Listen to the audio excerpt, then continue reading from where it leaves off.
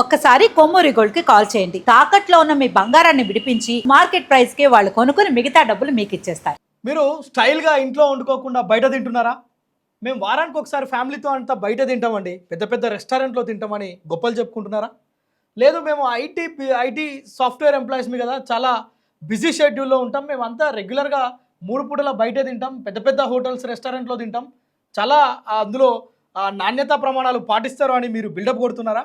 ఈ విజువల్స్ చూడండి. ఇప్పుడు నేను చెప్పే ముచ్చట ఎగ్జాక్ట్గా లేచిన దగ్గర నుంచి బయట తినే వాళ్ళు ఎవరు ఉంటారో, టిఫిన్ దగ్గర నుంచి లంచ్ దగ్గర నుంచి నైట్ డిన్నర్తో పాటు మంచి మంచి బిర్యానీ, చాలా అద్భుతమైన సూప్స్, చాలా tasty chicken balls, chicken grills, fish grills, ఇవి ఎంత దారుణంగా ఉన్నాయంటే, మనం ఇంట్లో మన భార్యనో లేదంటే అమ్మనో ఇంట్లో ఒక చిన్న కాఫీ తెస్తుంటే పొరపాటున పుట్టుకున్న అందులో ఈగ పడ్డది అనుకో, ఈగో దోమో, అమ్మ నా బూతులు తిట్టేసి దాన్ని కాఫీని సింక్లో పడేస్తాం.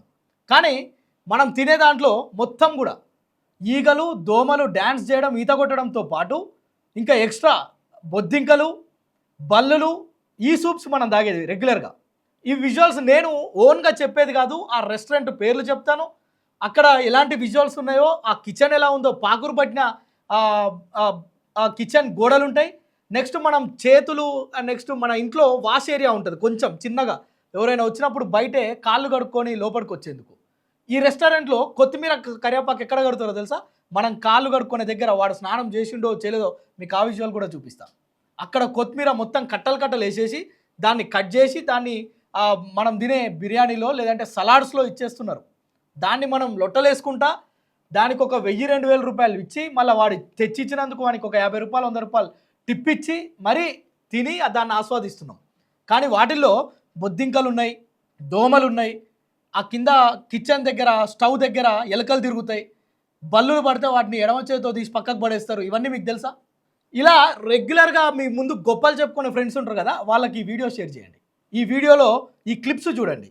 ఇవి ఫుడ్ సేఫ్టీ ఆఫీసర్లు దాదాపు 2 రోజులు 3 రోజులుగా హైదరాబాద్ పరిసర ప్రాంతాల్లో ఐటీ హబ్స్గా పేరొందిన కొండాపూర్, అదేవిధంగా ఏవైతే మాదాపూర్, రాయదుర్గ్, హైటెక్ సిటీ ఈ ప్రాంతాల్లోతో పాటు హైదరాబాద్ సరౌండింగ్స్లో ఉన్న పెద్ద పెద్ద రెస్టారెంట్లలో ఫుడ్ సేఫ్టీ ఆఫీసర్లు తనిఖీలు నిర్వహించారు. ఈ తనిఖీల్లో బయటపడ్డ భాగోతం ఇది. చట్నీలో ఈగలు, తర్వాత మొత్తం ఇప్పుడు నేను చెప్పిన ఈ తతంగం అంతా, ఈ విజువల్స్ చూస్తే మీకు సగం అర్థమైపోద్ది. ఇంకోసారి జీవితంలో ఇంట్లో ఈగపడ్డా ఏం లేదు, కానీ బయటికి పోయి తినరు.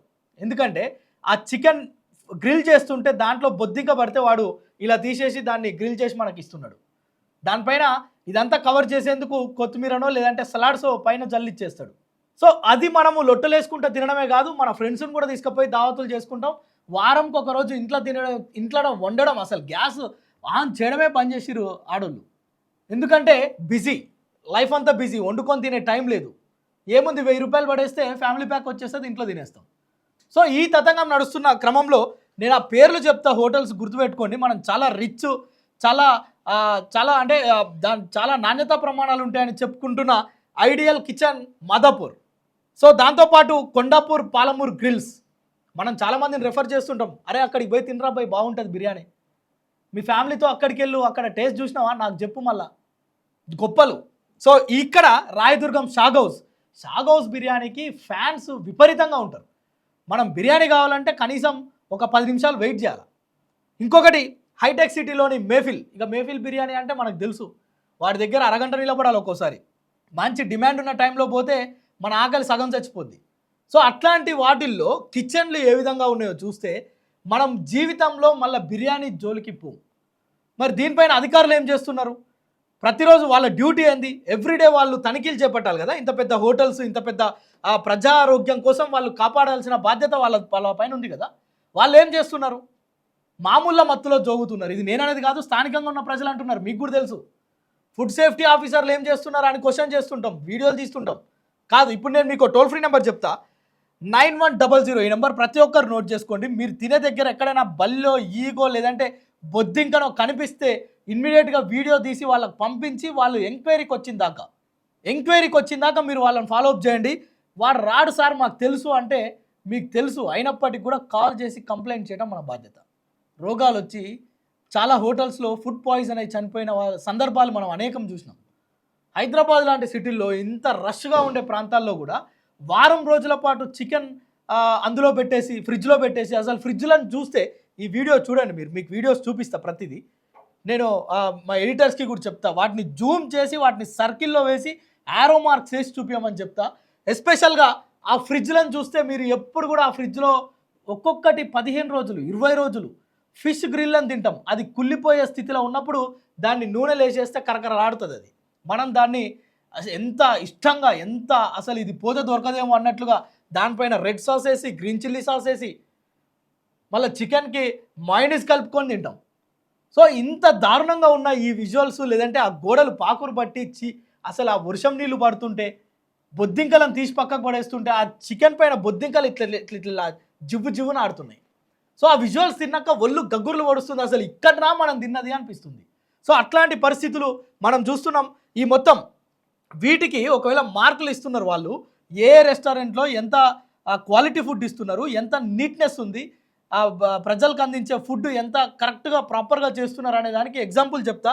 ఈ ఒక్కొక్క హోటల్కి దాదాపు 60 మార్కులకు కనీసం 20 మార్కులు కూడా ఇస్తలే. అంటే అర్థం చేసుకోండి. అంటే బయటికేమో షో ఫుటప్, మొత్తం షో ఫుటప్, చాలా అద్భుతమైన డెకరేషన్ ఉంటుంది, లైటింగ్ ఉంటుంది, వచ్చే దగ్గర ముందు సెక్యూరిటీ ఉంటుంది, ఎందుకంటే బండ్లను వాడు లైన్లో పెట్టించాలి, లేదంటే వచ్చేటోడు రాడు. సో ఇవన్నీ ఉంటాయి. కానీ కిచెన్లో ఏం జరుగుతుందో మనకు తెలియదు. కానీ కావాల్సింది ఏంది? షో పుటప్ కాదు, లైట్స్ కాదు, డెకరేషన్ కాదు. వాడు మనం పోగానే సార్ నమస్కారం ఒంగొంగి దండం పెడతాడు. అయ్యమ్మ వీడి ఎంత ప్రేమ ఉంది, ఎంత అభిమానం ఉంది అనుకుంటాం. మళ్ళీ పోయేటప్పుడు వానికో 20 రూపాయలు ఇస్తాం పాపం. కానీ మనం ఎక్కడ చూడాలా? కిచెన్లో చూడాలి. ప్రతి ఒక్కరు ఇప్పుడు ఈరోజు డిమాండ్ చేస్తున్నారు కుళ్ళిన కూరగాయలు అయితే ఇక అధ్వానం. వాడు తెచ్చి మూటలు ఆడ పడేస్తే అల్లా బల్లులు అన్నీ డ్యాన్స్ వేసి ఈత కొట్టి మొత్తం అల్లా దాచుకొని దొంగ పోలీస్ ఆట ఆడుకొని ఆ బొద్దింకలు మొత్తం అల్లనే చచ్చిపోయిన వాటిని తీసుకొచ్చి మనకు పెట్టేస్తున్నారు.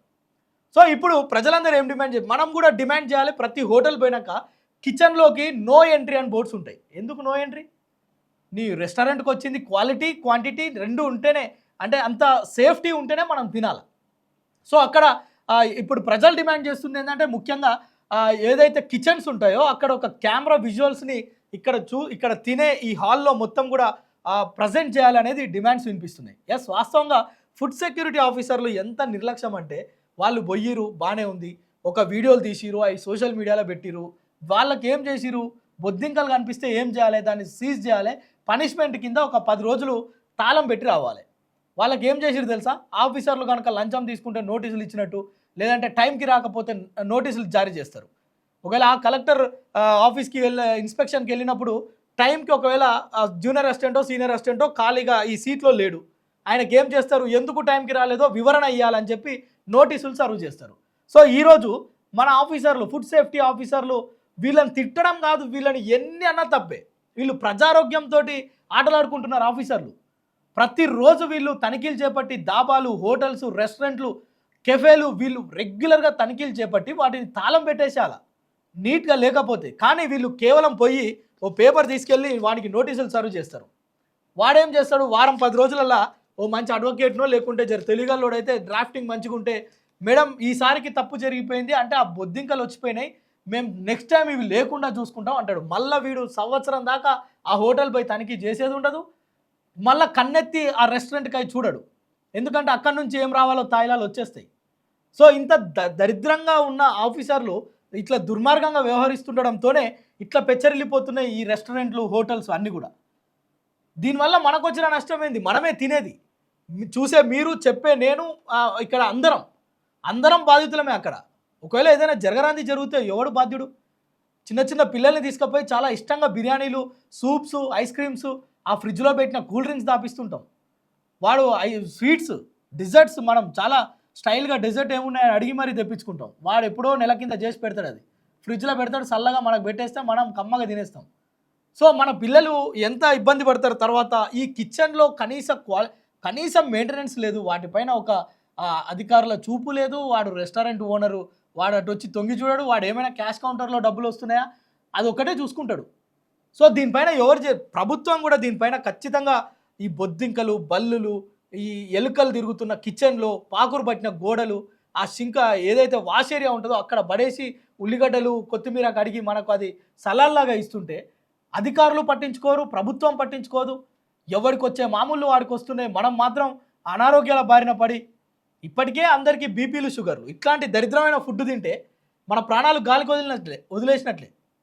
సో దీనిపైన నేను ఇచ్చిన నెంబర్ని మీరు ఒక్కసారి నోట్ చేసుకోండి. మరొక్కసారి 91 ఇది స్క్రోల్ చేసే ప్రయత్నం కూడా చేపిస్తాను. 9100107401 ఇది దీనికి కంప్లైంట్స్ ఇవ్వడం కోసం ఈ నెంబర్ ఉంది. ఖచ్చితంగా దీనికి ఎవరైనా ఎక్కడైనా మీరు హోటల్స్కి వెళ్ళినప్పుడు అది మీ హక్కు. కిచెన్ సరిగ్గా ఉందా లేదా చూస్తే ఎవరైనా రానియకపోతే వీడియో తీసి ఆఫీసర్లకు పెట్టండి. సేమ్ టైం బొద్దింకలో లేకుంటే అలాంటివి వస్తే వెంటనే కంప్లైంట్ రైజ్ చేయండి. సో దీనిపైన ఈ విజువల్స్ చూసిన తర్వాత, ఈ రెస్టారెంట్ విజువల్స్ చూసిన తర్వాత మీకేమని అనిపిస్తుందో మీరు ఈసారి వెళ్ళి మీ ఫ్రెండ్స్కి గొప్పలు చెప్పుకుంటారా, లేదంటే ఇక్కడికి వెళ్ళకండ్రా బాబు మీ ప్రాణాలు పోతాయని చెప్తారా? కామెంట్ చేసి తెలపండి.